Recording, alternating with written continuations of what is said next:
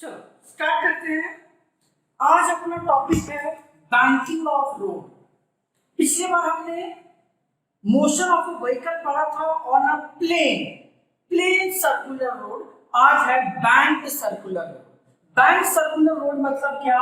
Road तो circular track है, road का शेप सर्कुलर है, बट जो आउटर एज है, ये जो आउटर एज है ये ऐसे उठा हुआ रहता है। ठीक है, ये हम लोग घाट वगैरह पे देखते हैं, जैसा कल मैंने एक्सप्लेन किया था। तो one of the outer edge is raised up और फिर इसके ऊपर गाड़ी चलती है। This is plane, straight plane road है, प्लेन नहीं है, इसको बोलते हैं बैंकिंग ऑफ रोड। ठीक है, एक एज नीचे आता है और बाहर वाला ऊपर उठता है। तो ये देखो, this is horizontal road but outer edge is raised, so गाड़ी ऐसे टिल्टेड। अब थोड़ी देर में मैं इस पे लगने वाले सारे फोर्सेस एक्सप्लेन करता हूं तुमको।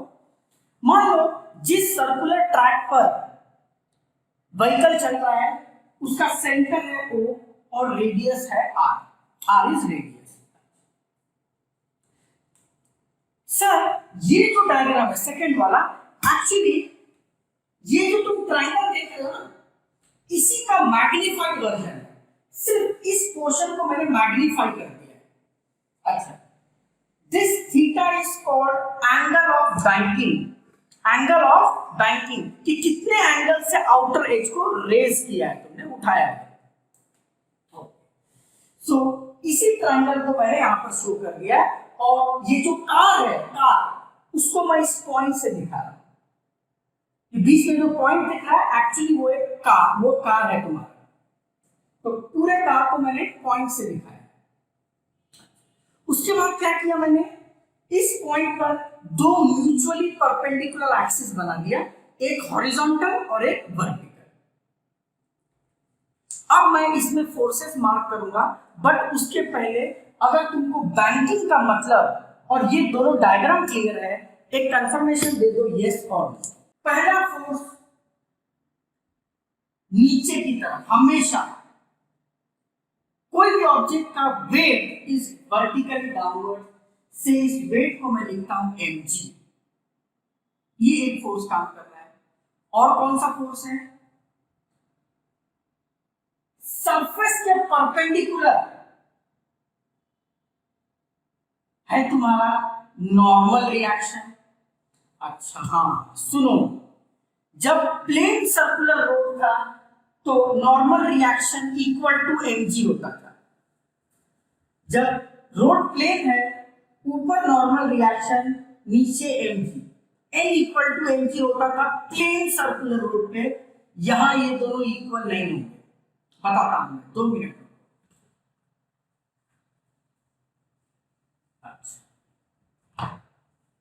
वेट आ गया, नॉर्मल रिएक्शन आ गया, और एक फोर्स है सर, यस, टायर और रोड के बीच में ये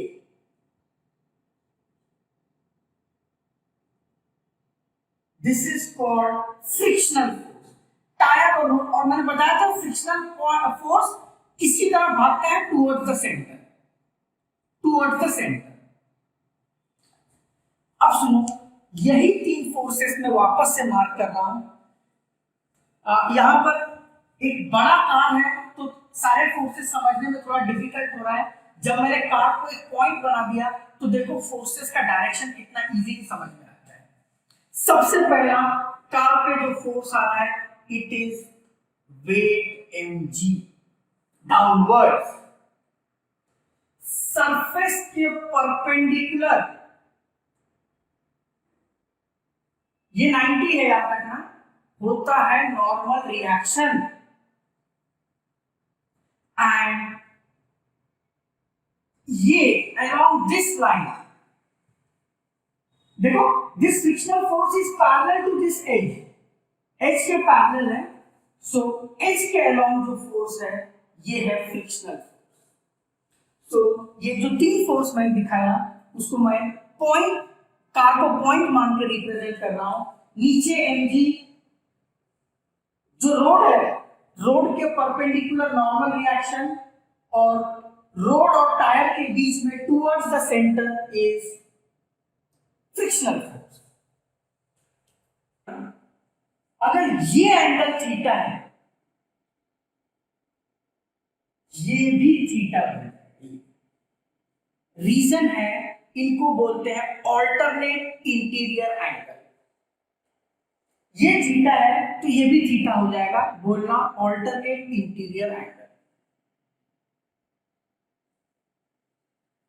उसके बाद बोलना अगर ये थीटा है तो ये एंगल भी थीटा हो जाएगा। इसका रीजन तो मैं सिखा दिया तुमको, इसको बोलते हैं ऑल्टरनेट इंटीरियर एंगल। इसका भी रीजन सुन।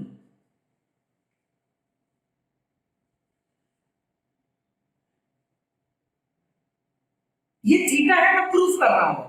थोड़ी देर के लिए मान लो दिस एंगल इज एक्स और मैं शो करूंगा एक्स थीटा आने वाला है। इस एंगल को टाइम बीइंग वाई है, वाई। क्या मैं बोल सकता हूं theta plus y, theta plus y ये होगा 90। काय को? अरे सर ये नॉर्मल है। नॉर्मल मतलब सरफेस के परपेंडिकुलर, तो ये दोनों का सम आएगा 90। Similarly y plus x, y plus x ये भी तो 90 होगा। क्यों? हॉरिजॉन्टल एक्सिस और वर्टिकल एक्सिस हमेशा परपेंडिकुलर होते हैं। अगर तुम ध्यान दोगे दोनों का आरएचएस सेम है 90-90, एलएचएस इक्वेट कर दूंगा मैं, तो theta plus y equal to y plus x, y y cancel, x equal to क्या आ गया? थीटा। एक्स इक्वल टू क्या आ गया? थीटा। इसीलिए मैंने बोला था ये एंगल भी थीटा होगा, वो भी थीटा। ये तुमको प्रूफ करने के दिखाने की जरूरत नहीं है, डायरेक्ट उसमें मार्क करो, तुम्हारे टीचर समझ जाएंगे।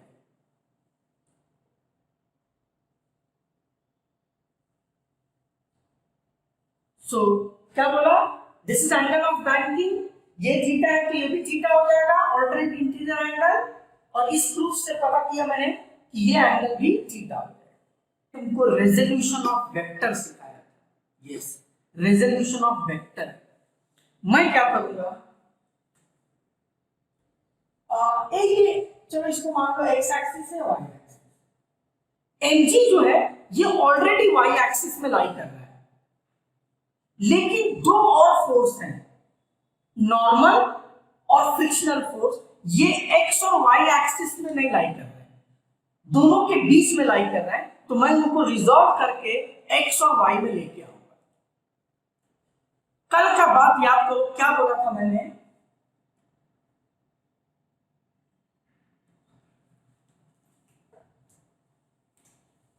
पहले नॉर्मल रिएक्शन को मैं रिजॉल्व कर रहा हूं। वेक्टर जिस एक्सिस से एंगल बनाता है, वेक्टर जिस एक्सिस से एंगल बनाता है, वहां वेक्टर का आता है cos component. So along y axis n का कंपोनेंट होगा n cos थीटा, और परपेंडिकुलर एक्सिस पर होगा n sin theta, n sin theta.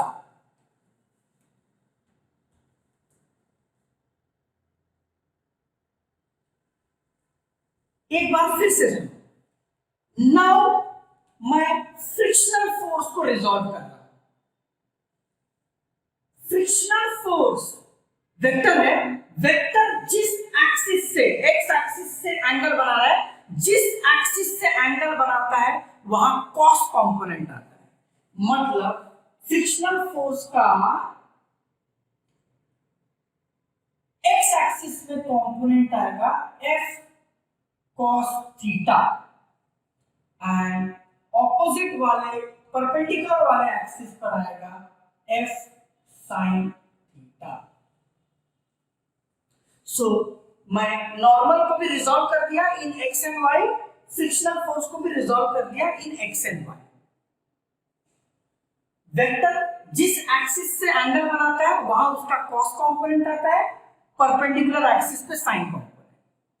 Frictional force जिस एक्सिस के साथ एंगल बनाया वहां कॉस कंपोनेंट आता है और ऑपोजिट परपेंडिकुलर एक्सिस पे साइन कंपोनेंट आता है। बस यही डायग्राम। अब मैं फाइनली पूछता हूं बच्चा लोग, अगर ये पूरा डायग्राम तुमको 100% परफेक्टली क्रिस्टल क्लियर है तो ही यस लिखना, नहीं तो नो लिखना। हाँ देख लो भाई क्या बोल रहा हूं मैं, ये तुम्हारा बैंक रोड है, एंगल है थीटा, मैं इस पॉइंट पर दो परपेंडिकुलर एक्सिस बना से, इसको एक्स एक्सिस मान लो, इसको वाई मान लो।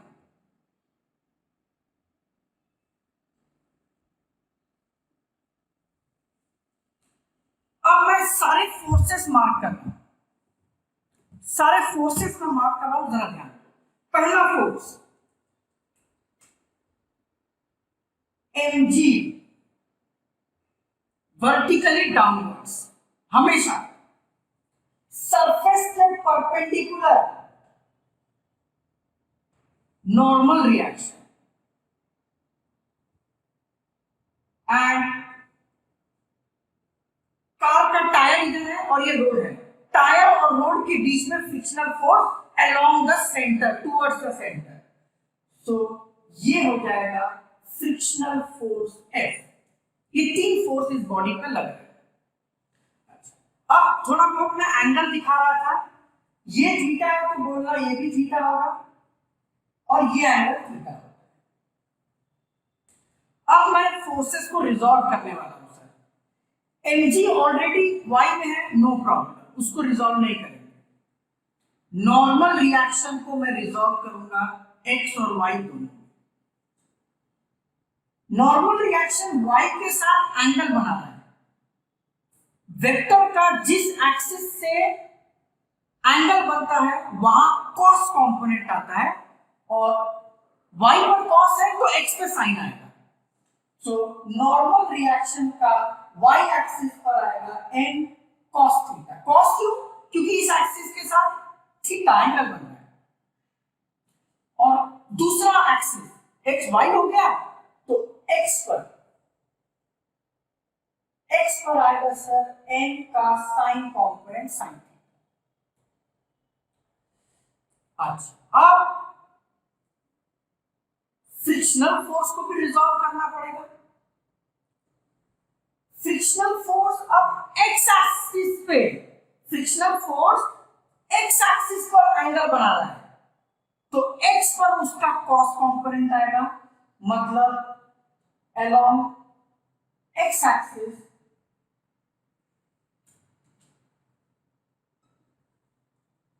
तुमको मिलेगा f cos थीटा। अगर x पर cos है तो साइन कहां आएगा? y पर। अच्छा y एक्सिस में ऊपर मत दिखा, नीचे दिखाना पड़ेगा। क्यों? फ्रिक्शनल फोर्स इस क्वाड्रेंट में है ना, थर्ड क्वाड्रेंट में है, तो x इधर भागेगा, y नीचे जाएगा। सो along y एक्सिस यहां cos था तो परपेंडिकुलर एक्सिस पर साइन आता है।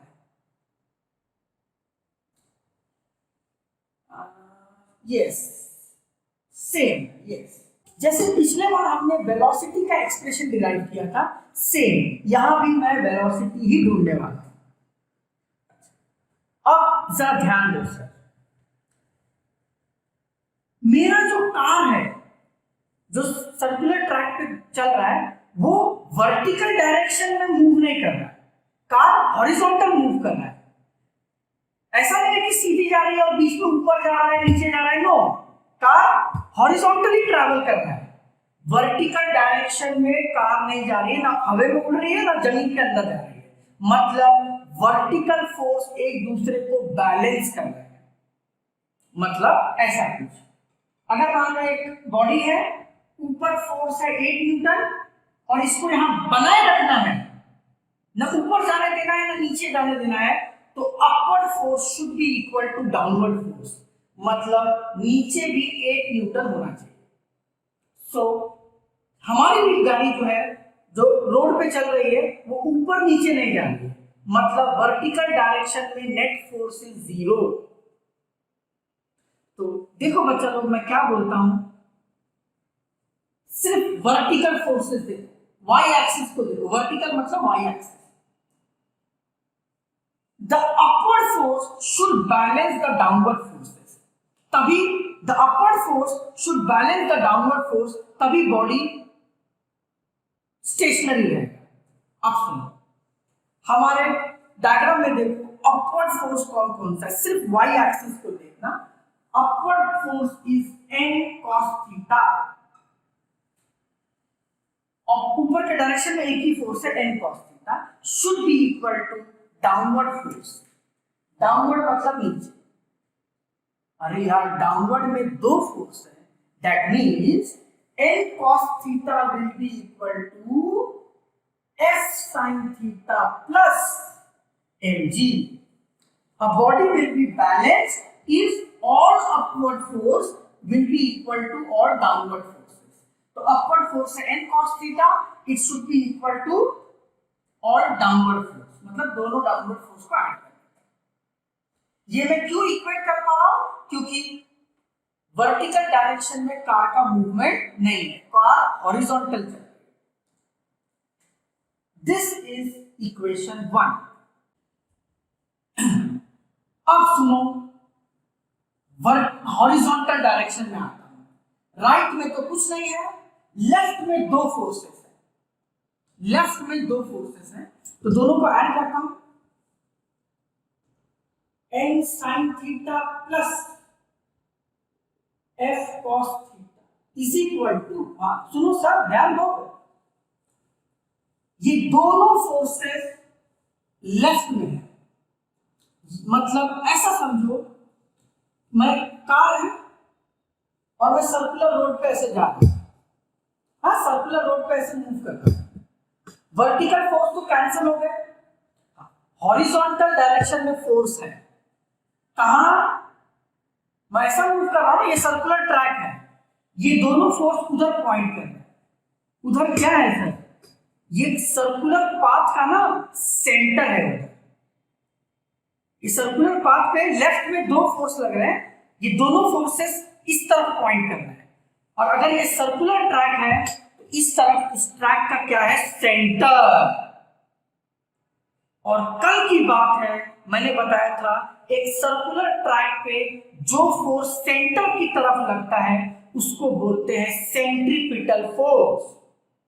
मतलब these two force n sin theta and f cos theta which are pointing towards the center, actually these forces generate centripetal force, जिसको मैं बोलूंगा Fc। सेंट्रीपिटल फोर्स को मैं लिखता हूं Fc, या फिर ऐसा भी बोल सकता हूं n sin theta plus f cos theta is equal to, कल मैंने सेंट्रीपिटल फोर्स का तुमको फॉर्मूला सिखाया था, it is mv square by r।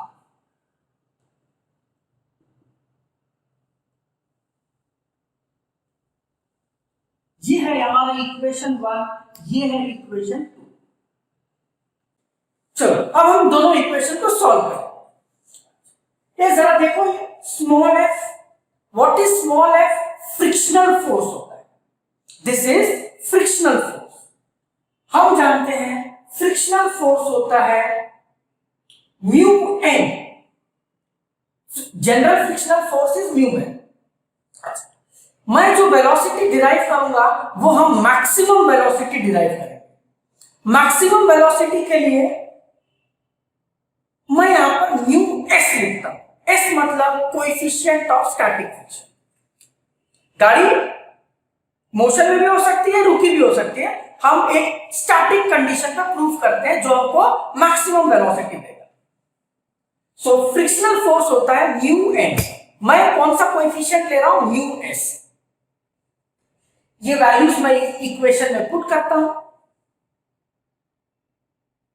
n cos theta is equal to, f के जगह लिखो mu S into N sine theta plus M G, and second equation होगा N sine theta equal to N sine theta plus frictional force की जगह लिखो mu S into N cos theta equal to M we square by R is equal to M we square by are.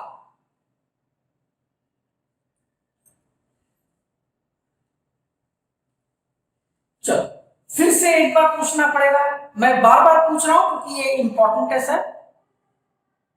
दोनों equation से ये दो equation में कैसे लिखा तुमको समझता है, यस और नो? कुछ नहीं किया मैंने, जहां जहां फ्रिक्शनल फोर्स था उसको लिख दिया mu S into n. Yes, अब सर मैं क्या करूंगा, दोनों इक्वेशन से मैं m का वैल्यू ढूंढने वाला हूं, m का वैल्यू। सो फर्स्ट इक्वेशन से आएगा n cos theta minus mu S into N sine theta equal to m g. ये टर्म वहां ले जाके क्या हो गया, माइनस। अच्छा, मेरे को ऐसा क्यों लग रहा है कि इनमें n कॉमन है सर, n कॉमन ले लो, अंदर बचेगा cos theta minus mu s sine theta equal to m g. दोनों में n मैंने कॉमन ले लिया, g वहां जाके क्या हो जाएगा, divide. n equal to g वहां जाके क्या हो गया, डिवाइड।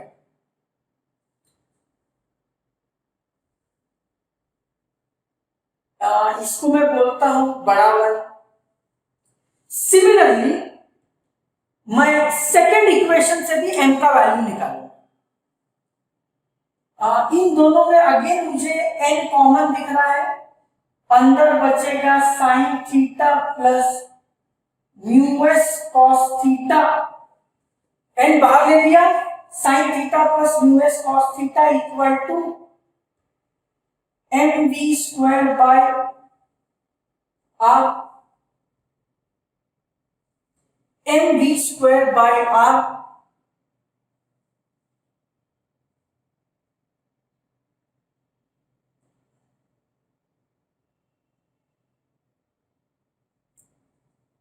इससे अगर मैं m का वैल्यू बनाऊं तो ये होगा n sine theta plus mu S cos theta R multiply V square जाके divide. Yes, perfect perfect. R जाके मल्टीप्लाई, वी स्क्वायर जाके डिवाइड, दोनों एक्सप्रेशन से मैंने m का वैल्यू निकाला। अब बच्चा लोग मैं पूछता हूं, इस स्टेप तक अगर तुमको सब कुछ क्लियर है, एक कंफर्मेशन दे दो, यस और नो।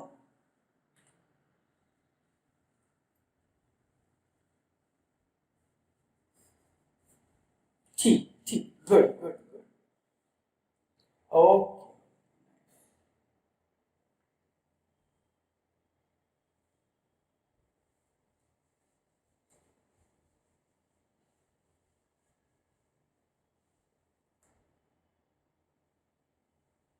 ये दोनों इक्वेशन को ध्यान से देखो, दोनों का आरएचएस सेम है, दोनों मास है M M.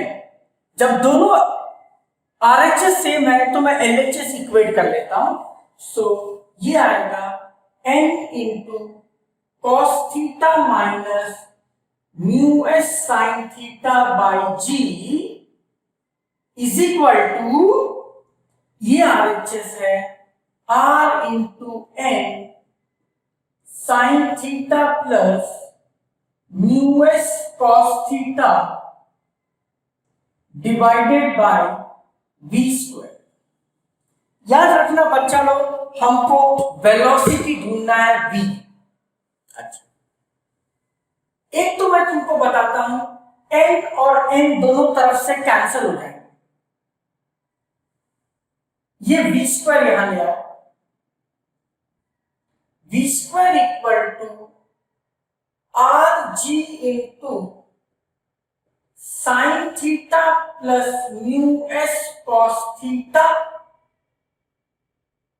Divided by cos theta minus mu s sine theta. अरे यार ये कैसे आ गया? सुनो, हाँ, v स्क्वायर मैंने यहां ले आया, g वहां जाएगा तो r के साथ ही इंटू, और ये वाला टर्म जब RHS में जाएगा तो डिवाइड हो जाएगा। Now the final expression. अब मैं क्या करूंगा sir, v square equal to r g into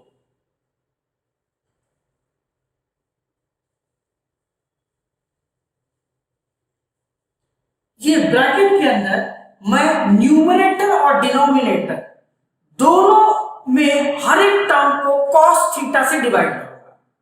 हर एक टर्म को हम cos थीटा से डिवाइड करें, मतलब ऊपर आएगा sin theta by cos theta plus mu s cos theta by cos theta, cos theta by cos theta minus mu s sine theta by cos theta. Yes, सुनो क्या किया है, न्यूमरेटर डिनोमिनेटर दोनों में मैंने कॉस थीटा से divide कर दिया हर एक टर्म को। अच्छा, v square equal to r g sine by cos is tan plus mu s cos cos cancel divided by cos cancel 1 minus mu s sin by cos is tan theta. This is v square. तो v क्या हो जाएगा, root of this entire expression, और ये जो velocity आता है इसको हम लिखते हैं v max and it is called maximum velocity या maximum permissible velocity। इसी में एक पॉइंट और मैं ऐड करता हूं, it is called optimum velocity. कब हम ये वर्ड यूज करते हैं optimum velocity, when we assume the coefficient of friction between the tyres and road is negligible, इतना कम कि mu s become zero. So mu s मैंने यहां जीरो डाल दिया, नीचे भी जीरो डाला, ये तो पूरा टर्म जीरो हो गया, 1 माइनस 0 इज 1, डिनोमिनेटर इज 1, और ऊपर बचेगा r g, mu s is 0 plus tan theta is tan theta, so r g tan theta. This is called optimum velocity. ये हम तब बोलते हैं when there is no friction between the tires and the road. So this is maximum velocity, this is optimum velocity. Optimum velocity के लिए क्या किया, इसमें mu s 0 डाला, ठीक है, ओके।